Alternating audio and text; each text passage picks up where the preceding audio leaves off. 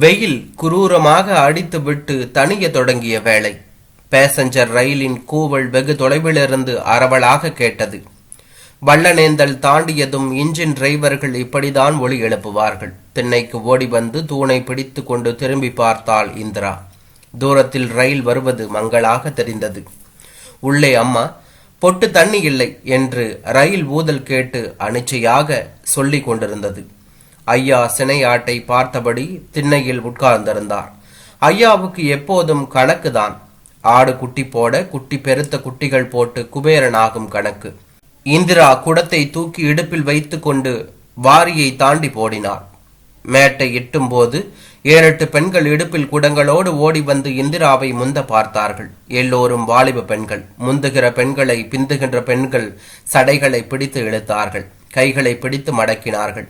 அடுத்தவர் குடங்களை படபடவென்று கையால் அடித்தார்கள். சிரிப்பும் கனைப்புமாக ஓடினாலும் முந்துபவர்களை பார்த்து நொடிக்கு ஒரு முறை கடுகடுவென்று கோபமானார்கள்.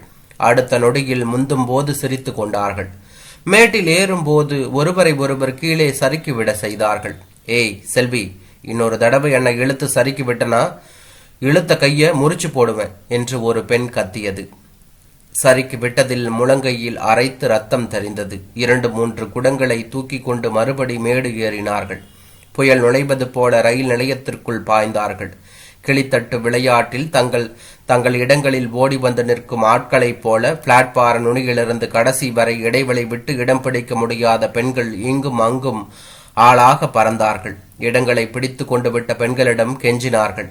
சில பூஞ்சையான பெண்கள் இடம் கிடைக்காததற்காக ஓரத்தில் நின்று அழுதார்கள். சில துடியான பெண்கள் இடம் பிடித்த பெண்களை தள்ளிவிட அவர்களோ தங்கள் குடங்களையே அடித்தார்கள்.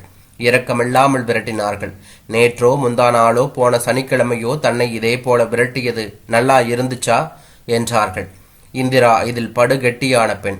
எல்லோருக்கும் முன்பாக இடம் பிடித்ததோடு மட்டுமல்லாமல் பதட்டமே இல்லாமல் அலட்சியமாக நிற்கின்ற அழகை பார்த்தால் 5-6 வருஷங்களாக அதே இடத்தில் நிற்பது போல இருந்தது. இடம் பிடிக்க முடியாத பெண்கள் சுவர்களில் சாய்ந்து கொண்டு எகத்தாளம் பேசினார்கள். ஸ்டேஷன் மாஸ்டர் வெள்ளை உடைகளோடும் பச்சை கொடியோடும் வந்தவர் இந்த சர்ச்சையை பார்த்துவிட்டு ஒரு நாளைக்கு ஸ்குவார்டை வர சொல்லி எல்லோரையும் அள்ளிக்கிட்டு போய் ஜெயில போடுறேன் என்றார். பெண்கள் இடுப்பு குடங்களுக்குள் முகங்களை கவிழ்த்து வக்கனையாக சிரித்தார்கள். ரயில் சத்தம் நெருங்கி கொண்டிருக்கையில் இந்திராவை படார் என்று தள்ளிவிட்டு அந்த இடத்தில் டெய்லர் மகள் ராணி நின்று கொள்ள முயன்றார். இந்திரா கொஞ்சம் தடுமாறிவிட்டு அவளை அலையக்காக தூக்கி போட்டுவிட்டு மறுபடி வந்து நின்று விட்டார். கீழே விழுந்த டெய்லர் மகள் அகங்காரமாக ஓடி வந்து இந்திராவின் தலைமுடியை பிடித்தார். இந்திரா அவளை குடத்தால் முதுகில் அடித்தாள். அடிக்கு பயந்து குனிகிறார் என்று நினைத்து நிமிர்ந்தவளுக்கு முழங்கையில் சுரீரென்று வலித்தது. டெய்லர் மகள் கடித்து விட்டாள். பல் பதிந்து விட்டது. அவளை காலால் எத்தி விட்டாள் இந்திரா. ரயில் காட்டு யானை பிளறி கொண்டு வருவது போல நிலையத்திற்குள் நுழைந்தது. பயணிகள் யாரும் இறங்கும் முன்பாக இந்திரா குடத்தோடு பெட்டிக்குள் பாய்ந்தாள். முகம் கழுவும் பேஷின் குழாயை அழுத்தி செம்பில் தண்ணீர் பிடித்தாள். செம்பு பாதி நிறையும் முன் குடத்தில் ஊற்றினாள். ஊற்றிய வேகத்தில் மறுபடி செம்பில் பிடித்தாள். ரயில்களில் இந்த வசதி இல்லை, அந்த வசதி இல்லை என்று இந்திரா எதை பற்றியும் நினைத்ததே இல்லை. ஏனென்றால் ரயிலில் இதுவரை பயணம் செய்ததில்லை. ஆனால் திறந்தால் தண்ணீர் கொட்டுகிற மாதிரி ரயிலில் குழாய் இல்லை என்பது அவளது குறை. உள்ளங்கையை வைத்து அழுத்தி கொண்டு முகம் கழுவுபவர்களே சிரமப்பட வேண்டியிருக்கிறது. குடம் தண்ணீர் பிடிக்க வேண்டுபவள் எவ்வளவோ பாடுபட வேண்டியிருக்கிறது. கதவை பிடித்து கொண்டு கழுத்தை வெளியே நீட்டி பார்த்தாள். அந்த கோடியில் சிவப்பு விளக்குதான் எரிந்தது. வேகம் வேகமாக அரை செம்பும் கால் செம்புமாக பிடித்து குடத்தில் ஊற்றி கொண்டிருந்தார். இந்த குழாயில் தண்ணீர் விறுவிறுவென்று வந்துவிடாது. இந்த பீடை குடமும் நிறைந்து தொலைக்காது. இதுதான் நாளை சாயந்தரம் வரை வீட்டுக்கு குடி தண்ணீர். இதுவும் கிடையாதென்றால் பிலாப்பட்டிக்கு போக வேண்டும் நல்ல தண்ணீருக்கு. இந்த ஊரும் அக்கம் பக்கத்து ஊர்களும் உவடு அரித்து போய்விட்டன. ஊருக்குள் 4 இடங்களில் கிணறு வெட்டி பார்த்தார்கள். உப்பென்றால் குடலை வாய்க்கு கொண்டு வருகின்ற உப்பு. கடல் தண்ணீரை விட 1 மடங்கு கூடுதலான உப்பு. கிணற்று தண்ணீரில் உப்பளம் போடலாம் என்றார்கள். எல்லா ஊர்களும் தீந்து போய்விட்டன. பஸ்ஸில் போகும்போது கண்ணு கெட்டிய தூரம் வரை வயற்காடுகளில் பச்சை நிறத்தையே பார்க்க முடியாது. ஜனம் எதை தின்று வாழ்கிறது என்று இந்த பக்கத்தில் பயணம் செய்கிறவர்கள் அதிசயமாக பார்ப்பார்கள். இளவெடுத்த காற்று பகல் என்றும் ராத்திரி என்றும் இல்லாமல் பிசாசாய் அடிக்கும். தடுக்க தாவரங்கள் இல்லை என்று பள்ளிக்கூடத்து வாத்தியார் சொல்வார். காற்று சுற்றி சுற்றி அடிக்கும், வறண்ட காற்று இரத்தத்தை உறிஞ்சும் காற்று என்பாள் பாட்டி. மணலை அள்ளி தலைகளில் இறைக்கும் காற்று, ஈரமில்லாத எருக்கிழங்கு காற்று. எல்லா ஊரிலும் பருவ காலத்தில் மழை பெய்யும். புயல் வந்தால்தான் இந்த பக்கம் பூராவுக்கும் மழை. மழை பெய்வதில்லை. பெய்தாய் பேய் மழை கண்மாய் ஊரணி எல்லாம் உடைப்பெடுத்து வெள்ளம் போய் 3ஆம் நாள் மறுபடி நீரில்லா பூமியாக கிடக்கும். ஆகாயத்துக்கும் பூமிக்கும் இந்த ஊர் பக்கம் நிரந்தர பகை. ஐயா காலத்தில் உலகம்மாள் கோவில் கிணறு மட்டும் நல்ல தண்ணீர் கிணறாக இருந்தது. ஏற்றம் வைத்து இறைப்பார்கள். அதிகாலை முதல் டின் கட்டி 4-5 இளவட்டங்கள் இறைத்து கொண்டே இருந்தார்கள். பெண்கள் தலையில் ஒரு குடம், இடுப்பில் ஒரு குடம் என்று எடுத்து வந்தார்கள். ஜனங்கள் இழுப்பை, மரத்துக்காய், கண்மாய், கரம்பை என்று தலை தேய்த்து ஜன்னி வருகிற மாதிரி சுகமாக குளித்தார்கள். சனிக்கிழமைகளில் வானவில்லாக எண்ணெயும் வாசனையாக சீயக்காயும் மிதக்கும் நந்தவனத்துக்கு பாயும் தண்ணீரில். இப்போது எல்லாமே பூண்டற்று போய்விட்டன. முல்லை மணந்த நந்தவனம் குட்டிச் சுவர்களில் சின்ன அடையாளங்களோடு பாழடைந்து கிடக்கிறது. கிணற்றில் முல்லை வெட்டி போட்டு இருக்கிறார்கள். மழை பெய்து குண்டுக்கால் நிறையும் வரை குடிக்க தண்ணீர் வேண்டி பெண்கள் குடங்களோடு பில்லாப்பட்டிக்கு போகிறார்கள். இங்கிருந்து வில்லியனூர் தாண்டி பொன்னனூர் தாண்டி பிலாப்பட்டி போக வேண்டும். வழி பூராவிலும் காட்டு கருவேல மரங்களை பார்க்கலாம். காக்காய் கத்துவதை கேட்கலாம். எதிர்படுகின்ற ஆம்பளைகள் முரட்டு மீசைகளோடு தெரிவார்கள். நிசப்தமான முள்காடுகளின் நடுவில் கரடு முரடான ஆம்பளைகள் கருப்பு கருப்பாய் 20 இந்திராவுக்கு பீதி போட்டும். 2 கண்மாய்கள், 2 ஊரணைகள், நஞ்சை புஞ்சைகள் தாண்டி போகையில் எல்லாமே வெடித்து விரிவோடி கிடக்கும். இதில் 2 சுடுகாடுகளை தாண்ட வேண்டும். கர்ப்பஸ்திரீகள் குடங்களோடு செல்கையில் மற்ற பெண்கள் ஓரங்களில் நடந்து சுடுகாட்டை மறைப்பார்களாம். 3 மைல் தூரம் நடக்க வேண்டும் பிலாப்பட்டிக்கு. ஊரணிக்கு பக்கமாய் இருக்கிறது அந்த நல்ல தண்ணீர் கிணறு. ஊரதான் இறைக்க வேண்டும். மதியம் வரை பிலாப்பட்டி ஜனம் மட்டும் இறைத்து கொள்ளும். மதியத்துக்கு மேல் வெளியூர் ஆட்களுக்கும் விடுவார்கள். வண்டி தண்ணி, சைக்கிள் தண்ணி, அப்புறம்தான் இடுப்பு குடத்துக்கு.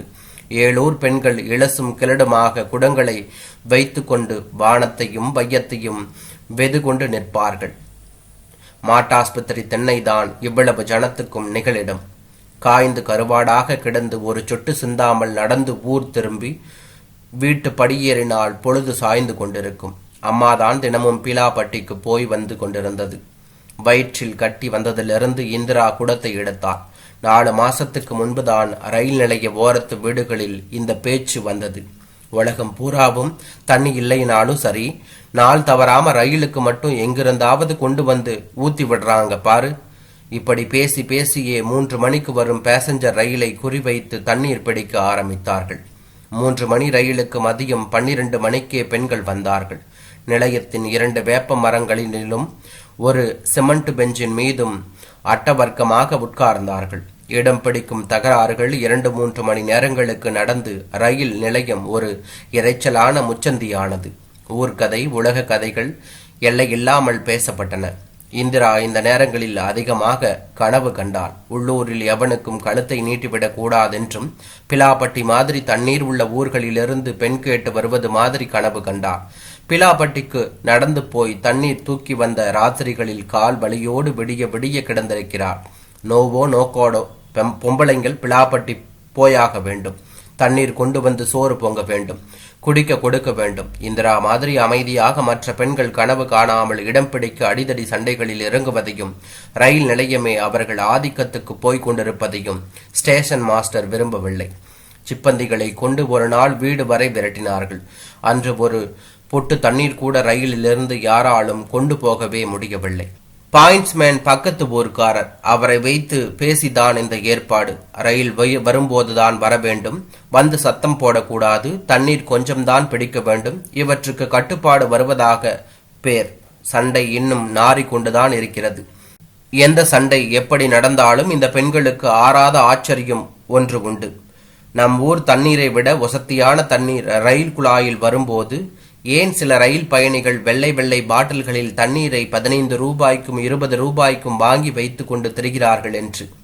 சாயங்காலங்களில் எப்போதாவது இந்திரா கடை தெருவுக்கு போகும்போது டாக்கடை வாசல்களில் பார்த்திருக்கிறார். இடுப்பில் மல்லு வேட்டியும் தோளில் வல்ல வேட்டுமாக 1 கிலோ 2 கிலோ மீசைகளோடு கணம் கணமான ஆம்பளைகள் வானத்தை வில்லாக வளைக்கப் போவதாக பேசினார்கள். எல்லா நேரங்களிலும் பிலாப்பட்டிக்கு போகும்போது கூட பெண்கள் அடுத்த வீட்டு சங்கதிகளை காது மூக்கு வைத்து பேசினார்கள். ஊருக்கு உப்பு தண்ணீரை நல்ல தண்ணீர் ஆக்கும் மெஷின் மட்டும் வருகிற கூரையே காணும். இந்திரா உள்ளங்கையை இன்னும் அழுத்தி கொண்டிருந்தார். தண்ணீர் சன்னமாக வந்தது. குழாயில் பாதி குடம் கூட நிறையவில்லை. இன்ஜினிலிருந்து ஊதல் ஒளி வந்தது. அம்மா சொட்டு தண்ணி இல்லை என்று முனகியது ஞாபகத்துக்கு வந்தது. சில நேரங்களில் இன்ஜினிலிருந்து ஊதல் ஒளி வந்தாலும் புறப்பட தாமதமாகும். உள்ளங்கையில் ரத்தம் வரும்படி இன்னும் வேகமாக குழாயை அழுத்தினார். ரயில் நகர்கின்ற மாதிரி இருந்தது. இன்னும் கொஞ்சம் மட்டிலும் பிடித்து குடத்தில் ஊற்றிக்கொண்டு குதித்து விடலாம் என்று நினைத்து கொண்டே உள்ளங்கையை மேலும் அழுத்தினார். ரயில் வேகம் அதிகரித்தது. பிளாட்பார முனை வருவது போல் இருந்தது. படபடவென்று சொம்பை எடுத்து குடத்தை பாதையில் வைத்துவிட்டு குதிக்க போனால் முழங்கை வரை கண்ணாடி வளைகள் அணிந்திருந்த ஒரு வடக்கத்தி பெண் ஓடி வந்து இவளை இழுத்து வண்டிக்குள் தள்ளிவிட்டு கோபமாக கத்தினாள். மொழி புரியவில்லை என்றாலும் தற்கொலை பண்ணிக்கொள்ளவா பார்க்கிறாய் என்கிற மாதிரி ஒழித்தது.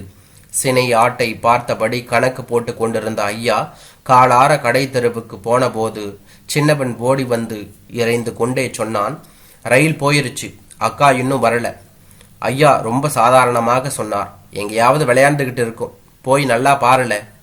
நல்லா பார்த்துக்கிட்டு தான் அம்மா சொன்னாச்சு என்று அவன் சொன்னான்.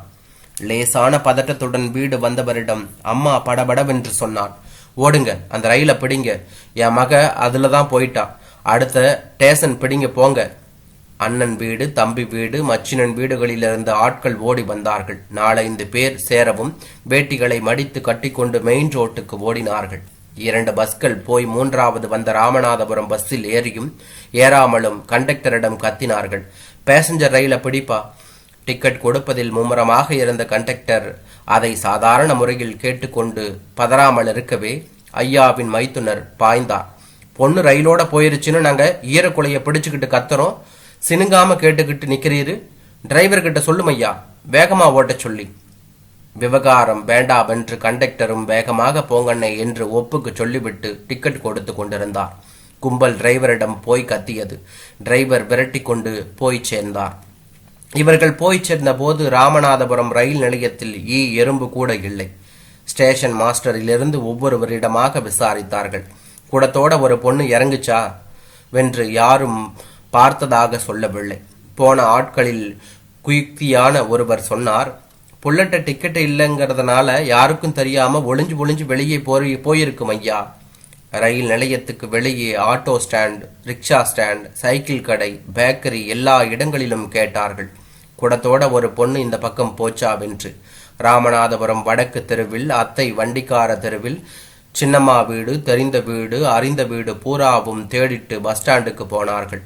அந்த குயுக்திக்காரர் வெகு நம்பிக்கையாக சொன்னார், புல்லட்ட காசு இருக்காது, இங்க தாயா நிக்கணும், நம்ம ஊர் ஆளுக்கு யாரும் வருவாங்களான்னு பால் கடை, பழக்கடை, டாக்கடை என்று ராமநாதபுரத்தையே சல்லடை போட்டு சலித்து பார்த்துவிட்டு கவலையும் அசதியுமாக ஆட்கள் ஊர் திரும்பினார்கள். வீட்டு வாசலில் இவர்களை எதிர்பார்த்து காத்திருந்த கூடத்தில் ஒருவர், மெட்ராஸுக்கே போயிருச்சோ புள்ள என்று சந்தேகம் எழுப்ப ஐயா கத்தினார், உன் கழுத்தை கடிச்சு மென்னு போடுவேன், பேசாம இரு.